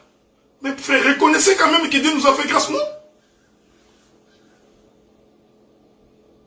Nous voyons là où l'homme ne peut pas voir, là où les communs des mortels ne voient pas. Mais j'ai pris d'abord cette écriture pour l'exhortation. David, au lieu de se réjouir, parce que Saoul est mort. Si c'était toi, tu allais prêcher, non? Saoul, c'est ton ennemi. Il faut tuer Saoul. Saoul, il t'a combattu toute ta vie. Il faut tuer la mort de Saoul, la mort de tes ennemis. Tu vois? Saoul était frère. David ne l'a pas tué. Le jour de sa mort, comme il était mort entre les mains des ennemis, l'homme qui a annoncé la mort de Saoul, eux aussi morts. Frère, quand on attaque ton frère, tu ne peux pas te taire. C'est pourquoi je vous avais dit que les frères ne se battent pas. Quand quelqu'un s'attaque à son frère, donc il devient son ennemi. On fait les deuils de Saoul, tout le monde pleure. Saoul est mort. Vous voyez? Les deuils de Saoul. Saoul meurt. Après les deuils, nous allons nous asseoir pour savoir comment Saoul est mort. Frère, je trouve que ça, vous risquez de me faire dire des choses. J'ai dit, frère, après la mort de Saoul, le peuple doit s'assembler pour comprendre comment Saoul est mort. Parce que la vie ne peut pas continuer si on ne sait pas comment Saoul est mort. Est-ce que vous comprenez ces choses? C'est ça la grâce que Dieu a accordée aux ministres des assemblées des saints. Maintenant, je vais conclure. Nous n'avons pas beaucoup de gens qui prêchent. Il faut compter le nombre des assemblées des saints. Le terrain est encore vide. Ce n'est pas encore fini. Ce qui est difficile aujourd'hui, c'est que les gens qui s'étaient proclamés des pasteurs dans leurs églises, maintenant ils ont des jeunes frères qui sont dans leur église, mais qui viennent visiter les assemblées des saints. Et ces jeunes frères-là sont devenus plus instruits que les pasteurs. Maintenant, quand ces jeunes frères reviennent dans vos églises-là, ils commencent à trouver que le pasteur est léger. Maintenant, quand ils posent 2-3 questions au pasteur, le pasteur ne connaissant pas la réponse, il s'énerve. Quand il vérifie, il se rend compte que, oh, le monsieur, il a visité la génisse de Samson. C'est comme ça que ça vous énerve. C'est ça toute votre colère. C'est ça toute votre haine. C'est ça. Les fidèles sont devenus plus instruits que les bergers. C'est grave. C'est pourquoi il faut que toi tu descendes sur le banc, que les fidèles vont prêcher. Mais le fidèle qui va prêcher, il est allé se ressourcer. Vous le savez. Vous le savez, tout le monde le sait. On fait semblant, mais vous le savez. Vous savez comment quand tu rentres dans ta chambre, tu es en train d'écouter les ministres de l'Assemblée pour te concentrer, te méditer. Quand tu sors, on pense que tu es grand maître. Vous savez, aujourd'hui, ça devient difficile avec l'Internet. Tout ce qu'un homme prêchera sera connu. On peut savoir que tout ça, tu as pris chez tel. Même les mots que tu utilises vont commencer à t'accuser. Tu vois, quand tu t'enfermes dans une chambre, tu te concentres, tu médites, tu écoutes les docteurs, tu écoutes. Inconsciemment, tu vas m'avaler. Maintenant, quand tu sors dehors, pendant que tu fais tes gymnastiques, hop, tu vois, ah, Jésus, comme tu m'as intériorisé, tu vas faire sortir un mot, hop, dès que les mots sortent, tout le monde sait. il est allé se ressourcer chez les prophètes Jean-Louis. Parce que vous savez, nous tous nous connaissons.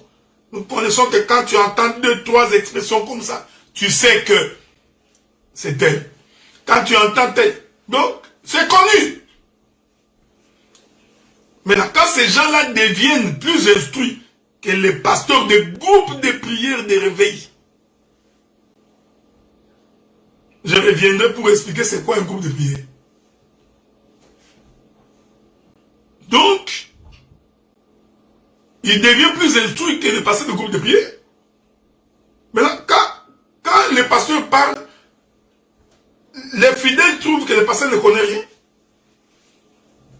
Quand il pose 2, 3 questions au pasteur, le pasteur dit qu'il est impoli. Non, frère, il n'est pas impoli. Il veut savoir. Moïse a dit, Dieu, le peuple auprès de qui tu m'envoies, ils me poseront la question. Il ne faut pas fuir les questions. Tu es habitué à écouter les questions des gens que tu as amadoués. Il y a des questions, frère. Et nous vous prions un jour de venir assister quand les ministres des assemblées se font un partage, tu verras.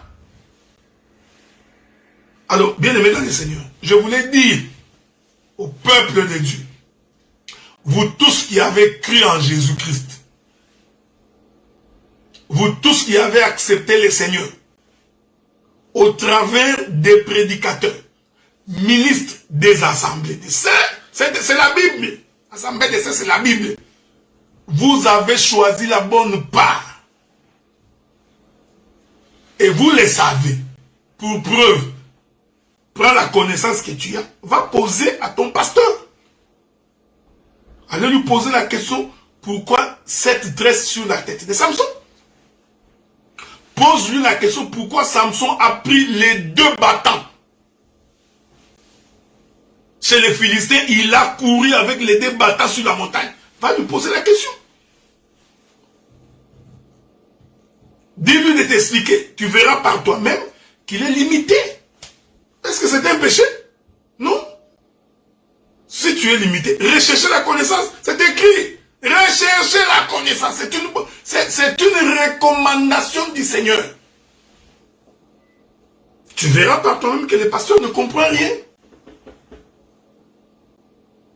Il comprend absolument. Expliquez-lui pourquoi il tient les 2 bâtons, il écroule la maison et lui et tous ces Philistins meurent. C'est quoi ces gestes? Il ne comprendra pas. Comment il récupère les 2 bâtons, il court à la montagne? Il ne comprendra pas. Bon, est-ce que c'est ce qui vous rend jaloux vraiment? Parce qu'il y a 2 ou 3 frères qui sont impolis à gauche ou à droite. 2, 3, 4 volets de façon isolée. Des impudiques à gauche et à droite. Vous voulez porter l'opprobre sur tous les travaux que nous avions fait? Non! Nous nous lèverons et nous résisterons. C'est pourquoi quand je fais un partage, ne viens pas faire un partage avec moi parce qu'un frère t'a insulté. C'est ce que j'ai entendu la sœur Safi dire. J'étais parti dans une église. Non, non, frère, ça c'est... Ma soeur, ça ce sont des cas isolés. Ce n'est pas parce que tu as rencontré une difficulté quelque part ou quelqu'un a dit quelque chose de mauvais là-bas qu'automatiquement on jette l'opprobre sur tout le monde. Non, non. Parle aussi du bien de ce que tu as trouvé en allant aussi quelque part autre ailleurs. Que le Seigneur vous bénisse. Il vous garde. Je sais qu'il y a eu beaucoup de préoccupations, beaucoup de questions, mais c'est comme je dis, l'essentiel pour nous était de rassurer le peuple de Dieu que la bonne nouvelle, l'évangile éternel, il ne faut pas avoir honte de le dire. Il y a des gens, il y a des fois des gens qui ont honte de dire, mais il ne faut pas avoir honte de dire, frère. L'évangile éternel, le pourquoi, c'est-à-dire le but de l'écriture. Cet évangile est prêché aujourd'hui, c'est le même qui va être prêché en Israël. Donc il ne faut pas avoir honte de le dire. Nous sommes les saints. Je suis le saint allé là. Je n'ai pas honte pour ça, frère. Il ne faut jamais avoir honte d'être prédicateur. Jamais. Surtout pas devant les Philistins. Bon. Que la paix du Seigneur soit avec vous. Et que Dieu vous garde, qu'il vous protège. Donc, qu'il protège également vos maisons. Donc, c'était ça mon souci. C'était pour rappeler aux uns comme aux autres que les assemblées des saints, nous sommes une bénédiction. Et vous le savez, frère. Vous le savez. Nous sommes vraiment une bénédiction pour le corps de Christ. Et les ministres de cet évangile sont une bénédiction. Mais, nous disons, il peut y avoir des erreurs. Il peut y avoir des dérapages. C'est écrit dans la Bible. Si nous brochons d'une manière ou d'une autre, ça va arriver. L'essentiel est que quand un frère a bronché, va vers les frères, parle avec lui. Si c'est répand, vous l'avez gagné au Seigneur, vous continuez la marche. C'est ce que nous vous demandons tout simplement. La Bible dit que si ton frère tombe, c'est ton frère. Donc il y a possibilité que ton frère tombe dans les péchés. Il y en a, frère. Mais si, à cause du péché des frères, on veut porter l'opprobre sur toute la communauté, mais bien aimé dans le Seigneur, c'est vraiment manquer de la compassion. Il faut toujours regarder son frère avec un œil compatissant. Toujours, frère. Voilà pourquoi Moïse tua l'Égyptien, mais il ne tua pas ses frères. Et nous demandons à tous ces gens qui ne croient pas comme nous, parce qu'il y aura toujours des gens qui ne croiront jamais comme nous. C'est une promesse de l'Écriture qui a dit que tout le monde allait croire. Donc nous demandons à tous ceux qui ne croient pas comme nous, qu'ils nous rencontrent dans les Écritures. Ne venez pas nous rencontrer sur la vie des gens. La doctrine nous a appris comment on règle les questions sur la vie des gens. Les questions sur la vie des gens, frères, en Israël. Nous nettoyons ça à l'intérieur de la maison. Nous ne venons pas exposer nos frères sur la place publique, frère. Nous ne ferons jamais. Et alors, jamais. Je voudrais ici rassurer les frères que moi, le frère Adela, je ne ferai jamais une émission au nom de quelqu'un. Non, me lever ici pour faire... Non. Mais quand quelqu'un quand le Philistin vient pour parler à notre nom, je viens pour rétablir la vérité. Donc, je ne me suis pas ici attaqué à sa vie personnelle. Je ne me suis pas attaqué à son église. Donc, je réplique parce qu'il y a des choses qui ont été dites qui sont des faussetés. Nous ne sommes pas sortis de banamisme. Mais ça, c'est faux et archi faux. Mais à moins vraiment qu'on est dans des rêveries. Même notre façon de prêcher n'est pas comme les banamistes, frères. Notre manière d'interpréter l'écriture n'est pas comme les banamistes. Mais est-ce que nous sommes sur la même planète ou quoi? Mais c'est nous, je dis bien que c'est nous, les ministres de l'Assemblée des Saints, qui ont fait que les branhamistes se sont effacés au Congo. Ils se sont effacés. Et Dieu soit loué, au moins tu as reconnu que nous sommes un mouvement fort. Oui, nous sommes un mouvement fort. Il ne faut pas avoir peur, parce qu'il dit mouvement, ça vous effraie. Nous sommes un mouvement fort. Si pour lui, pour les autres, nous sommes une secte, gloire au Seigneur. Ce n'est pas la première fois. Les contemporains de Pierre ont traité Pierre et les autres des sectaires. Et alors, qu'est-ce que vous voulez? Si pour le commun des mortels, nous sommes une secte, gloire au Seigneur. Mais nous savons que la vérité de l'évangile, les frères, nous l'avons. C'est nous, les assemblées, qui en faut comprendre aux gens que le modérateur n'est pas biblique. Parce qu'à l'époque, c'était tout frais qui pouvait modérer, n'importe qui modère. Non, nous leur avons fait comprendre que soit un ministre, soit un serviteur préparé au ministère qui modère les cultes. Donc il y a beaucoup de choses que nous avions apportées qui fait qu'aujourd'hui, au moins vous pouvez parler. Quand tout le monde s'est parfumé ou mettait de l'huile d'onction comme l'huile d'olive, dans toutes les églises presque. Mais quand nous nous sommes levés, il y a 15 ans, 20 ans passés, frère. Quand je dis nous ici, c'est comme la Bible dit, nous et le Saint-Esprit. Ce n'est pas mauvais, frère. Il faut dire nous. Ok? On dit nous et le Saint-Esprit. Donc nous avons des prédicateurs, des renoms, qui méritent nos hommages. Nous avons des bons prédicateurs, frère. Des bons. Parce que si on cite tout le monde ici, je vais la citer, ça ne peut même pas vous jalouser parce que vous savez que nous avons des bons prédicateurs, frère. Nous avons de la jeune génération des bons prédicateurs. Nous avons les Pichou Bosangue, les docteurs Pichou Bosangue, les Enoch Lugosi, les Oscar Wembo. Nous avons les Philippe Sumbu. Non, nous avons des bons prédicateurs. Les Guy Roger Bassafla.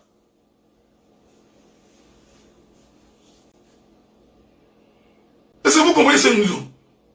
Je salue mon bien-aimé, notre prédicateur Anzo Bawan, qui m'a salué quand j'avais commencé. Que Dieu vous bénisse.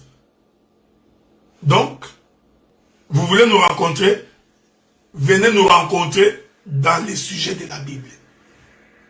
Pas sur les églises, dans le fonctionnement d'une église locale. Ça là, ce n'est pas une bonne manière de présenter les choses. Rencontrons-nous dans les Écritures. Dites-nous, vous prêchez ça. Nous trouvons que c'est de la fausseté. Voici la bonne prédication. Mettons un sujet de contradiction, venez partager. J'ai fait une émission avec Joseph Menzel, avec le pasteur Joseph, sur la reconnaissance ministérielle. Nous nous sommes rencontrés parce que c'était conforme aux Écritures. Mais quand nous avions fait sur la prédestination, nous avions divergé, je n'étais pas d'accord avec lui. Mais est-ce que j'étais insultant? Non. J'ai démontré que sa confession, je ne suis pas d'accord. Le peuple a apprécié. Alors, que le Seigneur vous bénisse. Nous saluons tous les saints. Nous sommes fiers. Fiers d'être appelés saints. Parce que nous sommes appelés de Dieu. Sanctifiés par la parole. Nous vivons en conformité avec la parole. Dieu nous a accordé la connaissance. Et c'est cette connaissance que nous partageons avec vous. Et je demande à tous les ministres, frères, que quand vous tiens un divergent avec ton frère, discute avec ton frère. Parle avec ton frère. Parle avec un autre ministre. Ne viens pas sur la place publique étaler. Parce que si tu étales ton frère en public, eh bien nous allons nous lever également pour venir défendre notre frère. C'est très important. Que le Seigneur vous bénisse, qu'il vous garde et qu'il vous protège. Que la paix du Seigneur soit avec vous. Je salue mon bien-aimé Serge Viocolo. Ma bien-aimée sœur Esther Safi, je te salue également. Donc, Joseph, le pasteur, je le salue aussi. Mais qu'il accepte de la même manière qu'il s'est attaqué à nous. Nous avions l'obligation de répliquer. On ne peut pas laisser passer ça parce que ça va être très dangereux. Parce qu'il y en a beaucoup qui veulent éloigner les gens. Les éloigner de la bonne parole. Maintenant, ils trouvent des astuces, des manières de parler, de critiquer pour que les gens n'écoutent pas les autres prédicateurs. Faux! Vous allez échouer. Parce que parler, nous savons parler. Et nous sommes capables, avec l'aide du Saint-Esprit, d'apporter la portion de l'Écriture. Donc si quelqu'un veut nous rencontrer, qu'il nous rencontre dans les Écritures. Voyez-vous? Donc que le Seigneur te bénisse, qu'il te garde, qu'il te protège. Mon bien-aimé Serge Kandi, que tu m'as dérangé. quand je faisais l'émission en m'appelant. Maintenant, tu peux m'appeler après l'émission. Que Dieu vous garde. Je vous souhaite de passer une très bonne soirée. Aussi, il faut prier pour nous, vos prédicateurs. Que Dieu nous garde dans sa maison, qu'il nous protège. Priez que Dieu fasse en sorte que nous ne puissions pas nous éloigner. Des fois, quand on est prédicateur, on a des combats terribles. Alors, vos prières sont aussi importantes pour notre vie. Que le Seigneur vous bénisse et qu'il vous garde. Merci beaucoup.